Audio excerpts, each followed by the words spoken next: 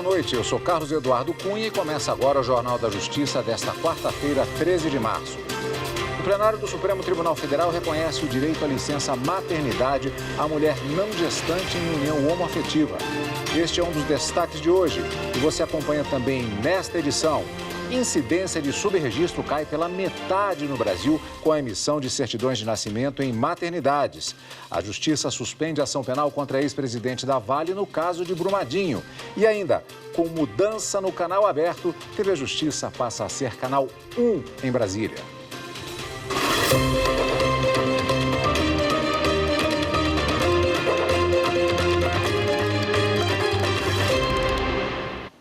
O Supremo Tribunal Federal reconheceu que mãe não gestante em união homoafetiva tem direito à licença maternidade.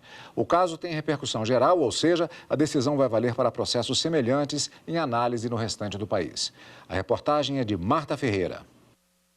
A discussão chegou ao Supremo porque uma servidora pública, mãe não gestante, entrou na Justiça para ter direito à licença maternidade. Isso porque a companheira dela engravidou por meio de inseminação artificial a partir de óvulos fornecidos pela servidora pública. A mãe não gestante conseguiu direito ao benefício em instâncias inferiores. Só que o município de São Bernardo do Campo, em São Paulo, onde ela é servidora, recorreu da decisão alegando violação ao princípio da legalidade administrativa e argumentando que tal direito é exclusivo da mãe gestante, que precisaria do descanso remunerado em razão das alterações físicas por causa da gestação e do parto. O caso tem repercussão geral, ou seja, a decisão da Corte será aplicada em processos semelhantes em instâncias inferiores da Justiça. Estão em discussão princípios como a dignidade da pessoa humana, liberdade reprodutiva e igualdade. O relator do processo é o ministro Luiz Fux, que começou o voto destacando que a licença maternidade possui uma dimensão ampla destinada à proteção não só da família e da criança, mas também da sociedade como um todo. Fux também ressaltou que negar a licença à mãe não gestante seria um abuso. Assim, negou o pedido feito no recurso e propôs a seguinte tese. A servidora pública ou a trabalhadora regida pela CLT não gestante em união afetiva tem direito ao gozo de licença maternidade. Adotando aqui uma sugestão de Vossa Excelência, a segunda oração fica a seguinte: caso a companheira tenha usufruído do benefício,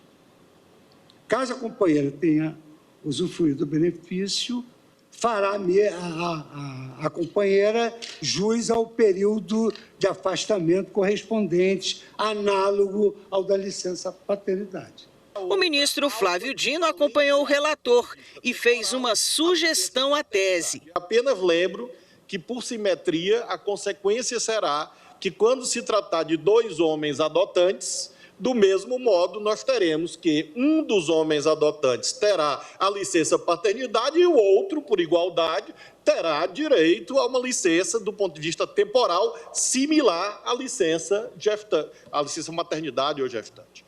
No mesmo sentido, votaram os ministros Cristiano Zanin, André Mendonça, Nunes Marques e Edson Fachin.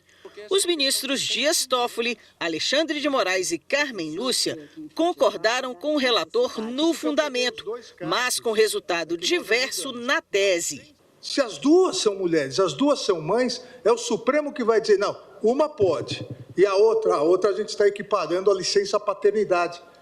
Veja, nós estamos replicando o modelo tradicional, homem e mulher. Porque uma é que sustenta a casa. Veja, a partir do momento que aceita a união estável homoafetiva, e são duas mulheres, as duas são mães. Se as duas são mães, as duas têm o direito. Nesse caso, como Vossa Excelência disse, uma é autônoma, não tem direito. Mas, se nós fixarmos essa tese limitadora, duas podem ser servidoras públicas. Eu estou, portanto, acompanhando no sentido de negar provimento, mas, presidente, vou pedir todas as vênias ao ministro relator, como já tinha antes dito. Eu estou acompanhando a divergência do ministro Alexandre de Moraes no sentido exatamente de assegurar a licença a não gestante, mas em igualdade de condições com a outra, exatamente para que a gente tenha, então, o modelo completo. E, como lembrou bem o ministro Alexandre, esta aqui me parece ser o avanço que a legislação brasileira propicia que a jurisprudência dê. Assim, o plenário reconheceu a licença maternidade à não gestante em união homoafetiva e definiu a seguinte tese. A mãe servidora ou trabalhadora não gestante em união homoafetiva tem direito ao gozo de licença maternidade. Ponto. Caso a companheira tenha utilizado o benefício, fará jus à licença pelo período equivalente ao da licença paternidade. E o presidente do Supremo, o ministro Luiz Roberto Barroso, anunciou a mudança do canal da TV Justiça no sinal aberto em Brasília. A partir do dia 3 de abril, a emissora vai passar do número 53 para o número 1. Repórter Viviane Novaes. A novidade na TV Justiça foi anunciada no início da sessão de julgamento desta quarta-feira pelo presidente da Corte, ministro Luiz Roberto Barroso. Foi publicado hoje no Diário Oficial a mudança do canal da TV Justiça em TV aberta em Brasília. Hoje estamos no número 53 e passaremos para o número 1. O ministro disse que a troca de canal é para melhorar a audiência e faz parte de um conjunto de mudanças na emissora. Essa mudança é importante porque faz parte de uma série de medidas que estão sendo tomadas para ampliar a audiência e a relevância da TV Justiça, dando uma maior transparência aos atos do Poder Judiciário. A mudança para o canal 1 vai deixar a TV Justiça mais próxima dos canais de maior audiência, o que, evidentemente, tem o potencial de ampliar o acesso aos conteúdos produzidos aqui. O telespectador poderá sintonizar a TV Justiça no Canal 1 a partir de 3 de abril. E também nesta data, a emissora vai estrear nova programação, cenários novos de programas e séries inéditas. A TV Justiça foi criada por lei em 2002 e estreou no mesmo ano com sinal analógico. Foi a primeira emissora do mundo dedicada à divulgação do trabalho do Poder Judiciário. Foi também pioneira na transmissão ao vivo dos julgamentos do plenário do STF, a mais alta corte do país. A TV também divulga as notícias do Poder Judiciário em jornais diários e tem uma série de programas. Saber Direito, Artigo 5º, Direito Sem Fronteiras, Link CNJ, Descomplicando, Como Funciona Aí. Em 2008, entrou para a mais nova tecnologia de transmissão de som e imagem, o canal digital. E agora, no Canal 1, vai estar mais perto do cidadão. A segunda turma do Tribunal Regional Federal da 6ª Região decidiu suspender as ações penais em relação ao ex-presidente da Vale, Fábio Schvartsman. O julgamento não discutiu se o réu é culpado ou inocente, mas analisou se a denúncia foi acompanhada de indícios mínimos de conduta criminosa. Os desembargadores entenderam que, até o momento, o Ministério Público não apresentou indícios de envolvimento de Schvartsman no rompimento da barragem de Brumadinho. Os desembargadores também foram unânimes em ressalvar que o Ministério Público poderá oferecer nova denúncia baseada em novas provas, que até o momento não constam dos autos. Cabe destacar que essa decisão não se estende aos demais réus das ações penais, cujo trâmite segue normalmente na Justiça Federal de primeiro grau. Outros 15 réus permanecem respondendo por homicídio qualificado e crimes ambientais. A Justiça do Rio determina que ex-primeira-dama Michele Bolsonaro indenize filha da atriz Leila Diniz por uso indevido de foto em campanha de partido. Assunto para o próximo bloco. Até já.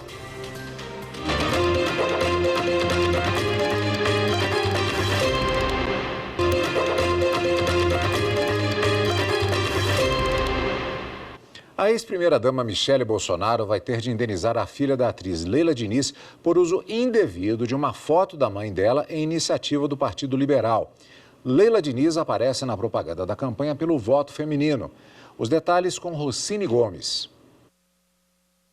Michele Bolsonaro usou esta foto histórica de atrizes, entre elas Leila Diniz, que protestavam contra a censura imposta pelo Ato Institucional número 5, o AI-5, em 1968. De acordo com a sentença proferida pela Justiça Fluminense, a ex-primeira-dama utilizou a imagem como se a atriz estivesse numa passeata pelo voto feminino na campanha do Partido Liberal Mulher em 2022.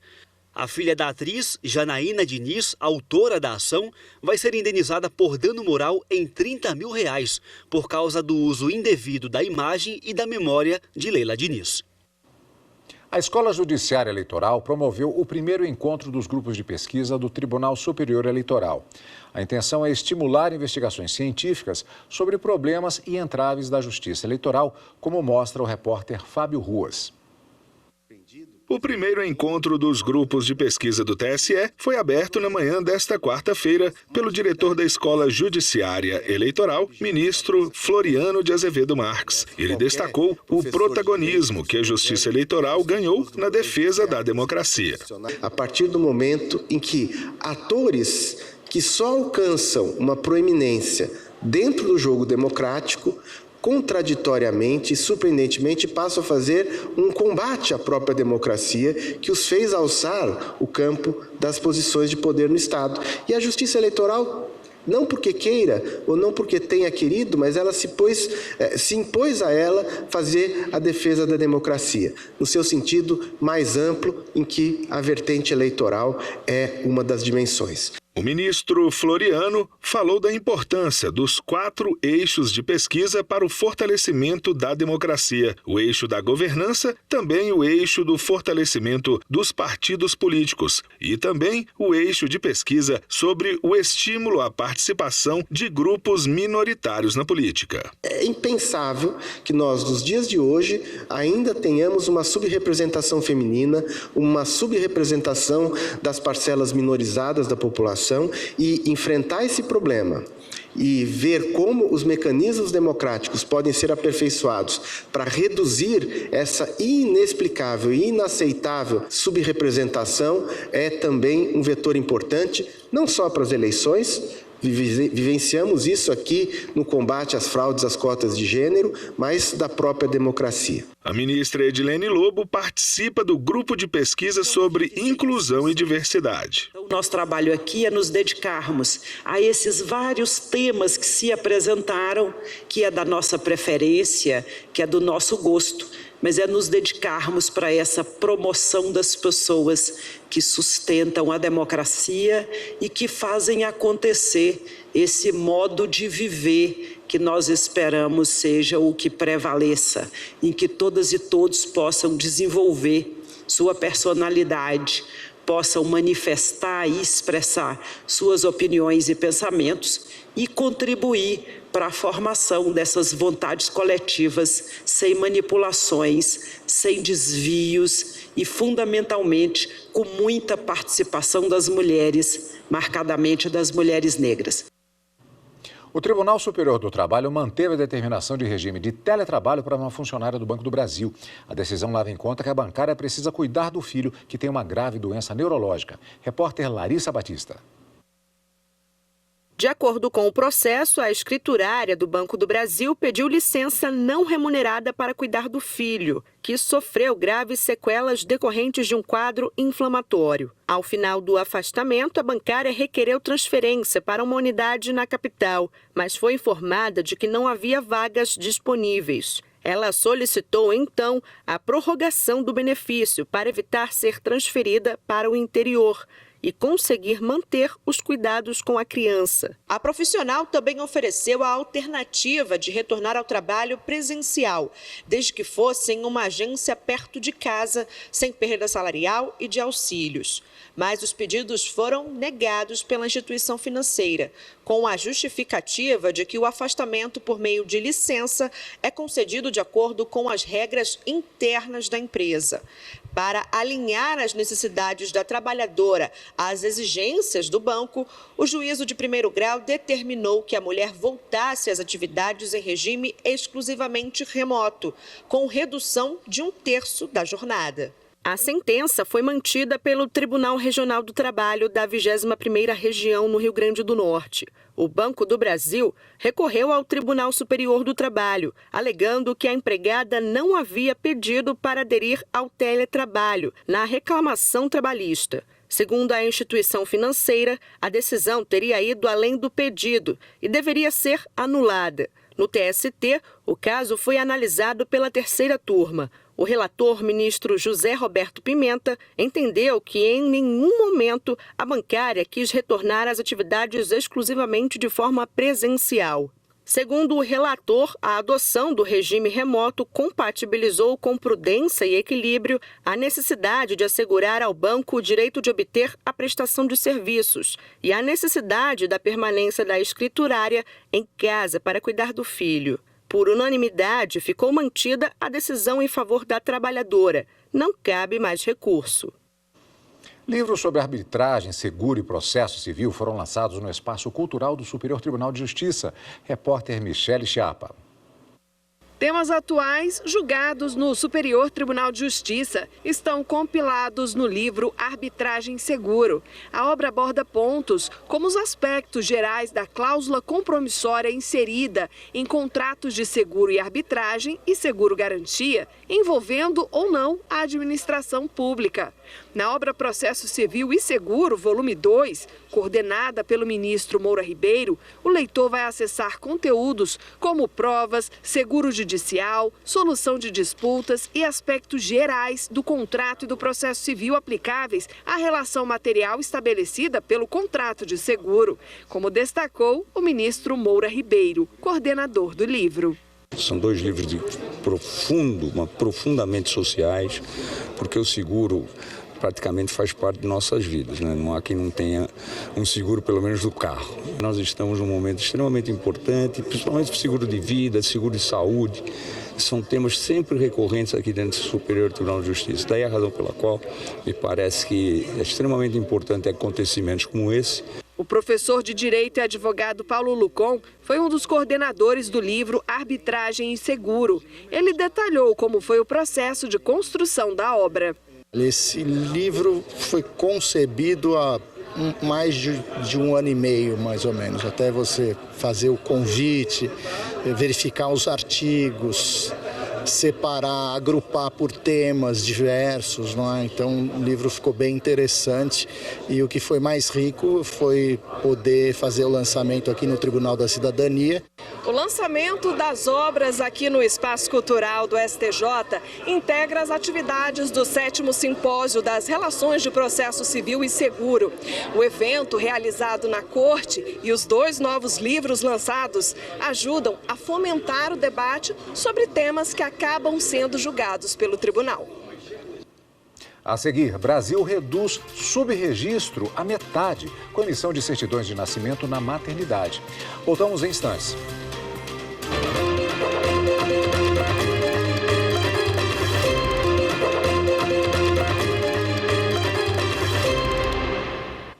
O Brasil reduziu o subregistro de recém-nascidos pela metade.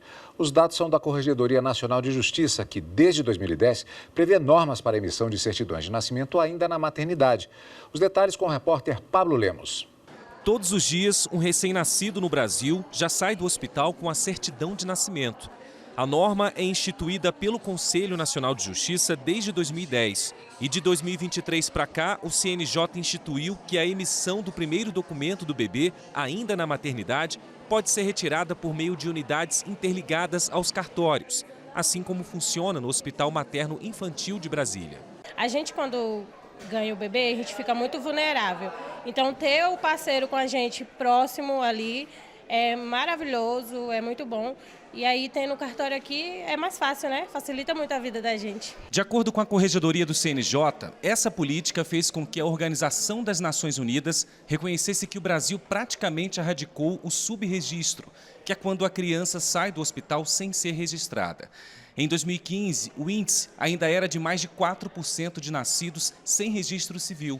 Hoje, esse número caiu para 2%. O registro de nascimento facilita a entrada das crianças nos sistemas de saúde, educação, assistência social, além de outros programas. A meta é erradicar o subregistro de recém-nascidos no país até 2030, que é um objetivo de desenvolvimento sustentável da ONU. Isso possibilita, inclusive, a prevenção do tráfico de crianças e do trabalho escravo. A Corregedoria Nacional da Justiça trabalha juntamente com o Operador Nacional do Registro Civil de Pessoas Naturais em estudos para ampliar a atuação das unidades interligadas.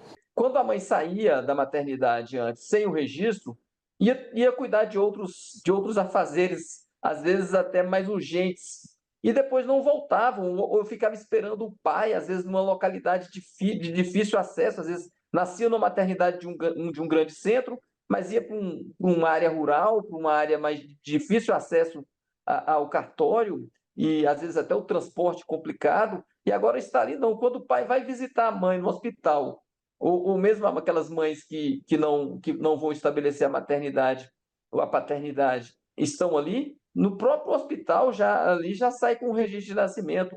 Ainda segundo o CNJ, o ambiente de registro que se consolida a partir do Sistema Eletrônico de Registros Públicos permitirá também o cumprimento da meta.